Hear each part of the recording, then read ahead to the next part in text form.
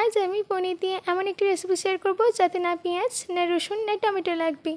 একদম নিরামিষ একটি রেসিপি যেটা ইজিলি বানিয়ে নেওয়া যায়, তাও আবার বাড়িতে থাকা কিছু উপকরণ দিয়ে। এই পনিরের রেসিপিটি এতটাই টেস্টি হয়েছে আপনারা চাইলে ভাত, রুটি, পরোটা, লুচির সঙ্গেও খেতে পারবেন। তো চলুন বেশি দেরি করবো না, শুরু করছি আমার আজকের এই সহজ রেসিপি। হ্যালো ফ্রেন্ডস, আমি পিনু কুক উইথ মিনুতে আপনাদের সবাইকে স্বাগত। সবার প্রথমে আমি একটা প্লেটে দিয়ে দিচ্ছি 1 চামচ কাশ্মীরি লাল লঙ্কার গুঁড়ো, হাফ চামচ হলুদ গুঁড়ো, হাফ চামচ ধনে গুঁড়ো, 1 চামচ কাসুরি মেথি, 3 চামচ সাদা তেল, স্বাদ মতো নুন।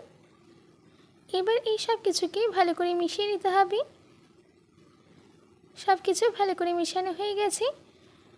এবার আমি এর মধ্যে পনির অ্যাড করে দেবো। আমি এখানে 400 গ্রাম পনির নিয়েছি, যেটা আমি কিউব করে কেটে নিয়েছি। আপনারা চাইলে যে কোনো শেপ দিয়ে কেটে নিতে পারেন। এবার আমি এই পনিরগুলোকে এর মধ্যে দিয়ে দিচ্ছি। এবার হালকা হাতে এটাকে ভালো করে মিশিয়ে নিতে হবে। যদি আমার আজকের এই রেসিপিটি আপনাদের ভালো লাগে তো প্লিজ লাইক করবেন, ও আপনারা যদি এই রেসিপিটি ইউটিউবে দেখেন তো সাবস্ক্রাইব করে পাশে থাকা বেল আইকনটি ক্লিক করে দেবেন, আর যদি ফেসবুকে দেখেন তো পিনুস কিচেনকে ফলো করে দেবেন। আর এই রেসিপিটিকে প্রচুর পরিমাণে প্রত্যেকের কাছে শেয়ার করতে একদম ভুলবেন না। ভালো করে মিশিয়ে নেওয়া হয়ে গেলে 15 মিনিট ম্যারিনেট হওয়ার জন্য রেস্টে রেখে দেবো। এইদিকে আমি নিয়েছি 15টা মতো কাজু, যেটা আমি আগে থেকে ভিজিয়ে রেখে দিয়েছিলাম। এবার একটা গ্রাইন্ডিং জার নিয়ে কাজুটাকে দিয়ে দিতে হবে। তারপর একটা ফাইন পেস্ট রেডি করে নিতে হবে। দেখুন আমাদের এখানে পেস্ট রেডি হয়ে গেছে। এবার এদিকে আমি নিয়েছি 200 গ্রাম টক দই। এবার এর মধ্যে দিয়ে দিচ্ছি 2 ছোট চামচ কাশ্মীরি লাল লঙ্কার গুঁড়ো, হাফ ছোট চামচ হলুদ গুঁড়ো, 1 ছোট চামচ জিরে গুঁড়ো, হাফ ছোট চামচ ধনে গুঁড়ো, দিয়ে দিচ্ছি কাজু পেস্ট। এবার এই সব কিছুকে ভালো করে মিশিয়ে নিতে হবে। ভালো করে মিশিয়ে নেবেন, দেখবেন যেন কোনো লাম্পস না থাকে। আমাদের এখানে ভালো করে মেশানো হয়ে গেছে। এবার আমরা পনিরটাকে ভেজে নেব। তার জন্য আমি কড়াইতে দিয়ে দিচ্ছি 4 চামচ সাদা তেল। এবার একে একে ম্যারিনেট করে রাখা পনিরগুলোকে দিয়ে দিচ্ছি। এই পনিরটাকে শ্যালো ফ্রাই করে নিতে হবে। এবার লো ফ্লেমে 2 মিনিট এগুলোকে ভেজে নেব।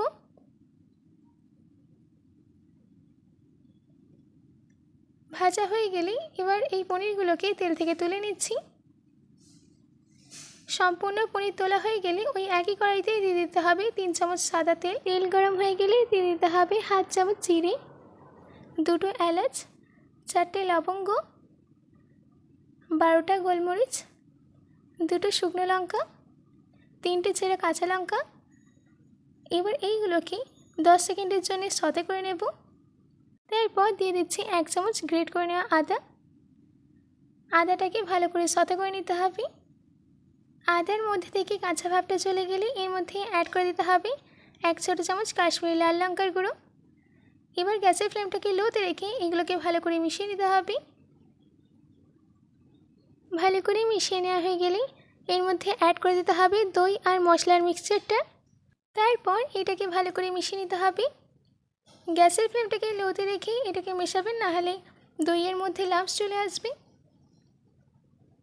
ভালো করে মিশিয়ে নেওয়া হয়ে গেছে। এবার গ্যাসের ফ্লেমটাকে 1 মিনিট বাদ মিডিয়ামে রেখে দিচ্ছি। এবার এর মধ্যে পরিমাণ মতো গরম জল দিয়ে দিতে হবে।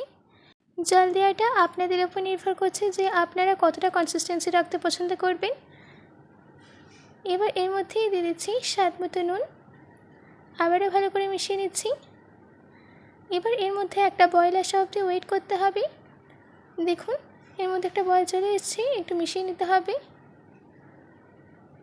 ভালো করে মিশিয়ে নেওয়া হয়ে গেলে এর মধ্যেই দিয়ে দিতে হবে ভেজে রাখা পনির।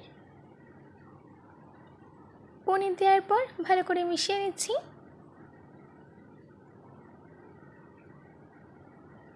সব শেষে এবার দিয়ে দিচ্ছি হাফ ছোট চামচ গরম মশলা গুঁড়ো,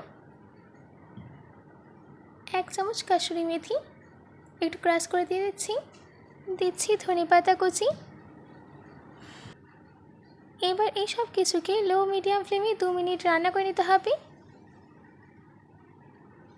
বেশ রেডি হয়ে গেছে আমাদের দই পনির।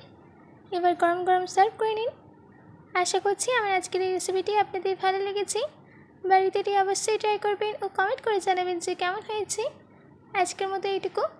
আবার দেখা হচ্ছে অন্য কোনো রেসিপি নিয়ে। ভালো থাকবেন, সুস্থ থাকবেন।